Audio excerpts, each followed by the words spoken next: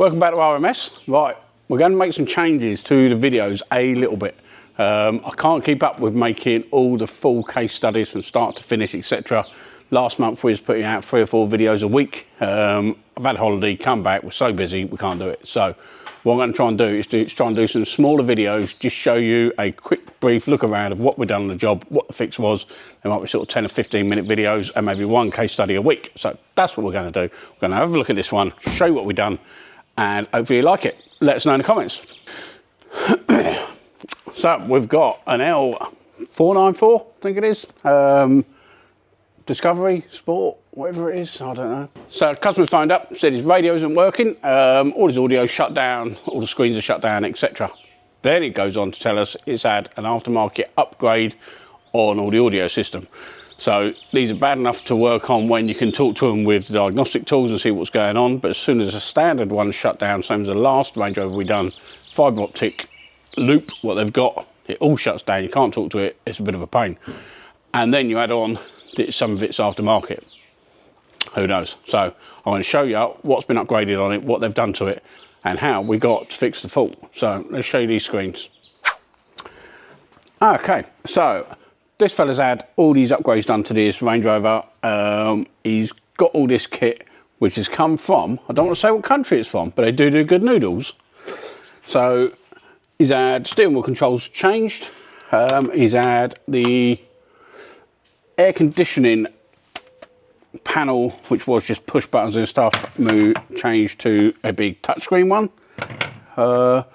The original screen for the radio would have had a small screen and a couple of push button bits, and instead now that has been changed to this.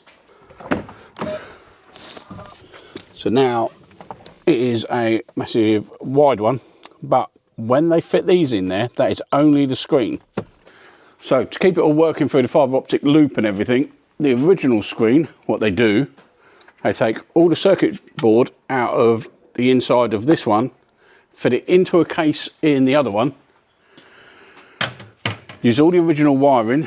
So the original wiring actually, yeah, use all the original wiring, then they use some piggyback looms. So the wire what went into this one, the plug what went into this one is now got a piggyback loom, which has got its own live and everything, which then powers this one. Does the same for the screen as well. The actual unit, the circuit board from behind here gets its own power, but they do piggyback it with some extra leads which comes out and powers the screen up. So we was up against, was it a fault on the original side of the car? Was it a fault on the aftermarket side of it? The piggyback looms, we've got no diagrams for any of that stuff.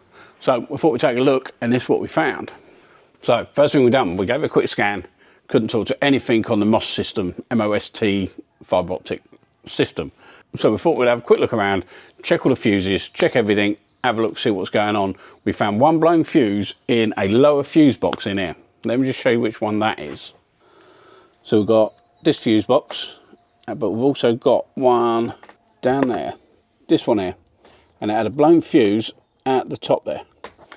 Every bit of literature, wiring diagrams and everything we had on this didn't show that fuse box. So I was like, I wasn't sure whether that fuse was anything to do with the audio system. We had a quick look, pulled the screens out, tested sort of the piggyback stuff, all seemed to be okay. We had some powers up there, that all looked okay. So the other thing is a lot of bits are under the seats, amplifiers under there, subwoofers under there, could be shorted under there, we don't know. Are we on the right track? So we had it in for, you know, a couple of hours, spoke to the customer and said, look, this is where we're at. We want to get some genuine diagrams. We might need to remove the seats and have a look under there. You know, how far do you want us to go with it? And when do you need it back? And he's like, I don't want it back until it's done. I haven't been using it that much because of this. The original fault on this car, he hadn't used it for about a month, jump started it. After he jump started it, this happened. So it does sound like a short or something like that, but we're still not sure. So he said, no, that's fine. I do want it done, but got a niggly feeling. I was like, okay, what's up? He's, well, last time I had it scanned, before it come here, it said that steering wheel, the right-hand steering wheel control was faulty. Could you change that first? So I can't see that knocking everything out on the fibre optic line and everything. But if you want us to do that, it's no problem. He's an electrician himself, household electrician, knows about fault finding and stuff. And again, he said he'd be devastated if I spent 10 hours going through all this to find it all, and the last thing I do is change it over, and it was like it. So he said, if it costs me an hour, it doesn't matter. So yeah, really good, understanding customer. Can you just do that? Get it out of my mind, get it out of your mind. It's something what's eliminated, and then we'll move on. So yeah, so we've done that. Still the same, but what can you do? It was a good route, you know, so fair play to him. This is what we ended up doing. So first thing we've done, got onto the dealer, applied for a diagram for this system with this type of radio in it. All the circuit boards and everything are all original, so we'll be using all original wiring. Nothing's actually been added into that, it's just piggybacked afterwards. So checked it all through, and that fuse in the back does power up 3 or 4 different units. The amplifier gives a switch live to there, etc. The main thing we do have with some of these, they get water in them. So we've popped the seats up, pulled the carpets up, they're all okay. It's getting everything. So I've had a look up around there, that was all good. Traced it to the front, pulled all the screens back out, checking through there, and we had a short circuit on the aftermarket air conditioning screen. So we disconnected this aftermarket screen, fuse stopped blowing. So that was the issue with the fuse blowing. It allowed all the powers to go to all the other units, still wouldn't power up because not everything was in circuit. So then we didn't know what to do. Do we get another one of them screens? Do we put it back to standard? What do we do? So I put the original one back in, expecting it not to work because it's not going to link to the other screen, but it does. It looks like you can just change like the big screen and leave this original, or you can change them both or whatever. Put this one in, and yeah, all the controls worked, showing up on the screen that you'd press all these buttons and turn the fan up and down, etc. So I thought it's well worth having a look at this to see if I can find where the short is. So I opened it up and I'll show you what I found on that. So we stripped this one down, this circuit board. We know we had a short circuit onto pin 1 straight to earth. So we connected it up, confirmed it's definitely got a short, went through all the protection diodes, and we actually found this one was shorted. So we removed that, short's gone. Problem is I can't get another diode. I found one in Taiwan. Don't know how long it's going to ever get here, even if it does get here if we order it, but I can't find an equivalent. I'm not an electronics repairer. Really, this should have gone in the bin and get another one, but you know. So the only reason that protection diode is there, if it has a short, that diode takes the hit. If it has a surge or a reverse polarity or anything like that, that will take the hit to protect everything past it. If we remove it, that protection's not in there anymore, but this would have gone in the bin anyway. So the next time it happens, it could blow something a bit further on in this circuit board. But if it's going in the bin anyway, it's worth the risk of just trying it. So we're going to leave it like that, put it back in the car, make sure everything all works on it, which I'm sure it does, and then speak to the customer. If he wants to order one from Pakistan, we're happy to fit it in there in the future. It gets his car back on the road, everything's good, and it saves this from going in the bin. So let's leave that diode out. We're going to stick it back together, make sure everything works. I'll show you that, see what the customer says. I'll let you know. Question time. We have got Mark Knight's 5109. He said on the Audi we've done a battery drain with a little interior light. And a couple of other people mentioned it as well. Why didn't we use a thermal imaging camera? So obviously when we was going through it, we had multiple modules waking up and staying live. You know, the engine control unit, little motor was buzzing up and things like that. You know, they would have all shown up on thermal imaging. They were the effect of the fault, not the cause. The cause was the LED bulb shorting, flickering for a millisecond. Transistor didn't like it, waking the car up. So you wouldn't have got the heat source out of that. If that was on and the short and, you know, really hot, fair enough, but that wasn't the case. So that's the reason why we didn't use a thermal imaging camera on it. Again, there was too many things that would have woke it up. The only way we did actually work it out was splitting the CAN signal to find out which module was getting the ump, waking up, and going from there. So yeah, that's the reason why we didn't do that. And the next one, PSH Electrical 1286. So we spoke about the fan, the ghost voltage with the LED lights, and the fan is on my neighbour's bathroom. When the fan was on, ghost voltage was going down the wire and it was picking up on the wire next to it, making the lights glow. So what we said was we moved the wire 6 inches away, single core wire, moved it a few inches away from the original wire, what was pulling all the current down it, and that cured the fault. He has said that's really dangerous. I'm not sure if it is. You've got earth one end, you've got earth the other. He's an electrician, so I don't know what the rules and regulations are. But in this workshop, we have got single wires all run through this trunking.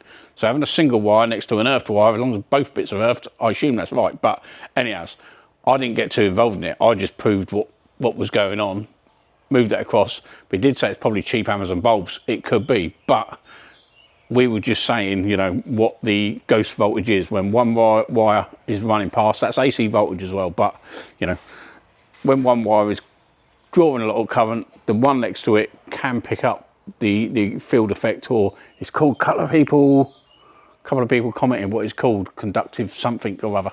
But yeah, so we didn't run a separate wire. I just put it there to show it. I took it back out. It was down to them whether they want to change the bulbs. Was it safe? Would it be safe to do it like that? I would think so. As long as it's earthed through the 4-core wire, you've removed one core and added one next to it, possibly. I don't know. But yeah, don't do 240 volt wiring unless you know what you're doing. You're qualified like PHS Electrical. So yeah, that's the reason why we've done that. And it probably is, maybe if you put some better bulbs in there, they wouldn't glow. I don't know. So yeah, so thanks very much for that one, buddy. And the last one is from the Neurodivergent Mechanic. Go and check him out on YouTube. He's a friend of mine, Dean Lomas. Go and check his stuff out. It's very entertaining. And he's put down, "We love you, Bob," which is fair enough. I'm a lovable person.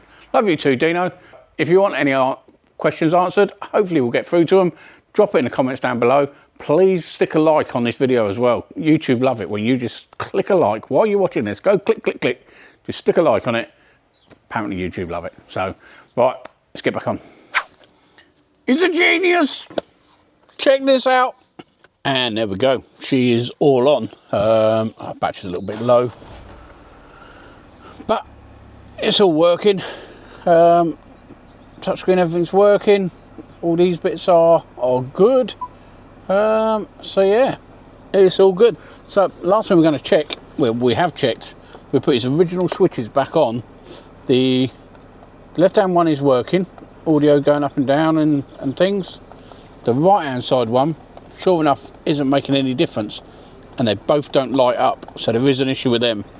If we put the original ones back on, they all work. So yeah, but unfortunately there is a fault with that one, but it's not to do with the original fault on the stereo, because like I say, they're wired up now. It's not blowing fuses, not doing anything. So yeah, let's turn that down before we get told off. So yeah, so I'm going to speak to him and see what he wants to do about them, but if not, she's done. And there we go, another one done. It's obviously a bit of a pain where it's aftermarket and trying to look at all the genuine stuff as well, and the diagrams don't help, and you know, you're not sure which way to go for the quickest, easiest way. Try and get it in one day. You try and go the more methodical way, or you try and go the quick steps what you can. But when it goes into, you know, you've got to get deep into it, that's when you call it a day. Make sure you've got a few, you know, days available if you need to apply for diagrams and stuff. So yeah, so that's it done. Let us know what you think of the new format. Like I say, we're not going on a few of the videos, we're not going to go quite as deep into how we look at the diagrams, how to read the diagrams. They'll be on the main video on a Friday evening, but these ones during the week hopefully will work. So let us know on there. Drop it in the comments down below what you think of it.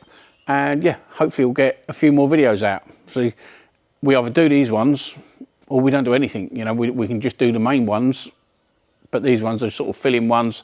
They're fairly interesting, shows you what we do day to day. We just can't go deep on every single job. So unless you all subscribe, I'll get to 1 billion subscribers and earn a load of money out of YouTube. But that's not happening so far. So we've got to slow down the big videos and we'll just do these ones. So thanks so much for watching. Like and subscribe. See you in the next one.